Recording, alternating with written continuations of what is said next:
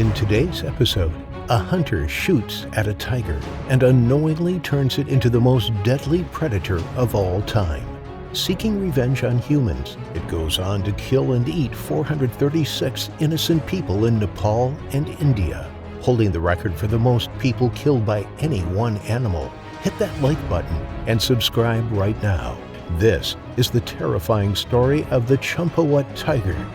Welcome to Final Affliction. Around the turn of the 20th century, in the Champawat district of western Nepal, a young man set out from his village into the jungle, armed with a decrepit old muzzle loader, while towing a goat. He had built a tiger hunting stand, where he tied the goat to an earthed pen and mounted it onto a tree, lying in wait for the majestic Bengal tiger. Hours elapsed, and by the time the sun was setting over the horizon, his initial excitement of hunting a tiger had turned to boredom and irritation. Dusk was fast approaching, but still the scrawny goat stood tethered and untouched. He began to doubt if the tiger would show up at all. But then it happened.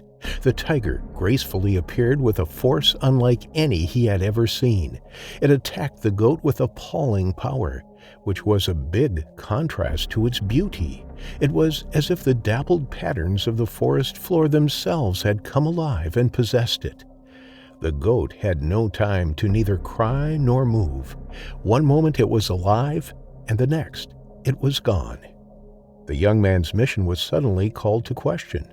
To him, the notion of shooting the tiger felt impossibly bold. It was as if he was assassinating a king and not just a mere animal. He noted how massive it was in size, with its eyes more similar to his than any other creature he had ever encountered. He watched as two cubs playfully appeared from behind the trees looking for their mother. This only soured his conviction further, but he had to make a decision, to shoot or not to shoot. With the tigress in his sight, he took one deep breath and then pulled the trigger. The tigress dropped the goat and dashed back into the forest with the taste of its own blood filling her mouth. The cubs hesitated for a moment before obediently following her. The bullet had broken the tigress's upper and lower canine on the right side of its mouth. However, in pulling the trigger, the young man had unknowingly created a monster. In 1903, the indigenous Taru woodcutters, herders, and farmers harvesting grass for their livestock started disappearing. They would venture into the vast Nepalese jungle and vanish without a trace.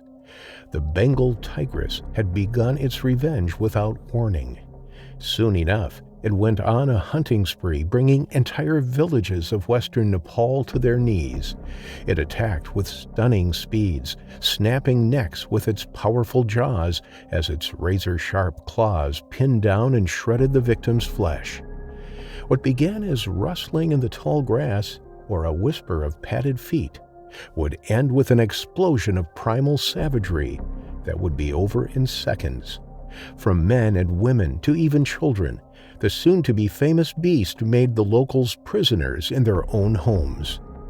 Normally, Bengal tigers don't kill or eat humans.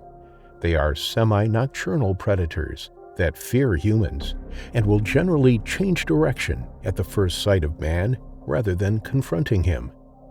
However, this lone tigress had developed a rather startling behavior of not only losing its inborn fear of man, but also hunting him. It had ceased behaving like a tigress, prowling around villages and stalking humans in broad daylight. With a broken pair of canines, it meant that she was unable to hunt her usual prey and had found an easier meal that was slow and unable to defend itself: humans. The locals were there for the taking.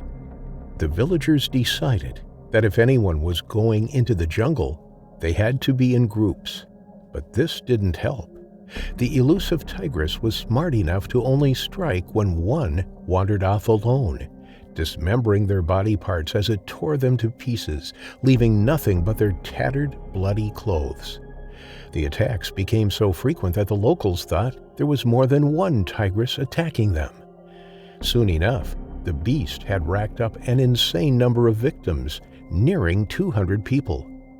This birthed its name, Champawat, which translates to the destroyer of man. The best hunters among the villagers organized hunting parties to kill the man-eater, but she was a professional in hiding and staying clear of their traps and paths. She was much more cunning and intelligent than any tigress they had ever hunted. With the rising death toll, the Nepalese government intervened and sent in the army. The soldiers made several attempts to corner and capture or kill the tigress, but were also unsuccessful. However, before they could declare their mission failed, they had one last trick up their sleeves. They gathered a massive hunting party consisting of hunters mounted on elephants, local volunteers, and the soldiers themselves, and together formed a vast line, which they were to use and drive the devil of Champawat out of its hideout. The line then pushed through the jungle using the ancient Nepalese ring hunt method, and slowly closed in on the tigress like a massive pincer. The tigress was overwhelmed by the collective thunder of 100 rifles firing, thousands of men screaming, and dozens of elephants blasting their trumpets into the air. With its last hope of survival being to run in the opposite direction, it dashed into the Sharda River and crossed over, seeking refuge in the neighboring country, India. They had successfully forced the tigress out of Nepal. The Nepalese government then called off the army, given that it was no longer their problem. However, in its new territory, the tigress moved on to feast on the villagers of Kumaon, India. It had tasted blood and was hungry for more. Hunters, as well as the local authorities, hunted for the beast, but just like before, she was always one step ahead. The man-eater was always on the move, traveling long distances at night, and seldomly stayed near a kill site for more than a few days. She went on a rampage, operating with almost supernatural efficacy from one Indian village to another. She grabbed any human, irrespective of the time of day, and dragged them deep into the jungle, where she would devour them. By 1907, her known victims had went up from 200 to over 400 in numbers. It was then that the Indian government paid a courtesy call to Jim Corbett, who was an expert marksman and a master tracker, to help kill the tigress. At first, Jim was reluctant, but eventually agreed, but only on two conditions. The first was that all the soldiers and hunters who were already in pursuit of the tigress were to be called off, because he didn't want to risk being shot by a stray bullet. And the second, that the government had to withdraw all the existing bounties on the tigress. This was because the bounties had led to the killing of more than 1,000 innocent tigers while in pursuit of the man-eating tigress.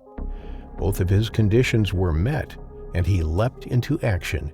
He recruited 6 other Kumaoni men for the hunt, and they set out for Pali just as news arrived that the tigress had struck again.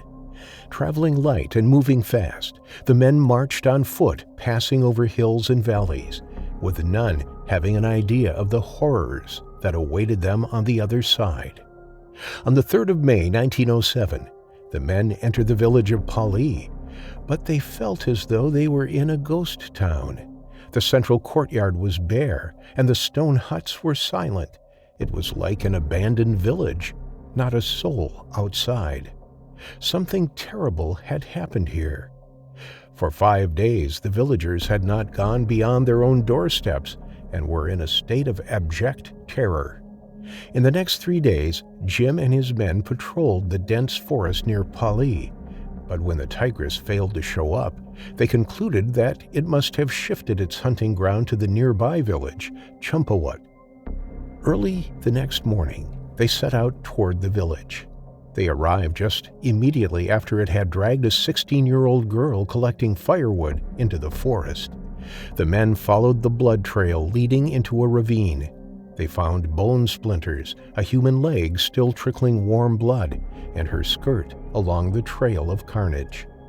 The irrefutable evidence of horror was saddening and sickening, and the Champawat tiger was nowhere to be seen.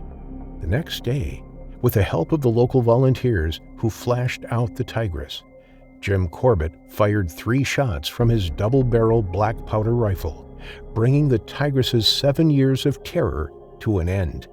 He had accomplished that which was deemed all but impossible. The tigress was paraded in the surrounding villages, and they couldn't help but notice how smaller and less imposing it was now than when alive.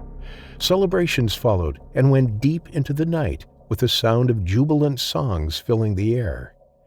A closer examination of Champawat's carcass revealed that it had tattered canines which had left it helpless in defending its hunting ground against other tigers.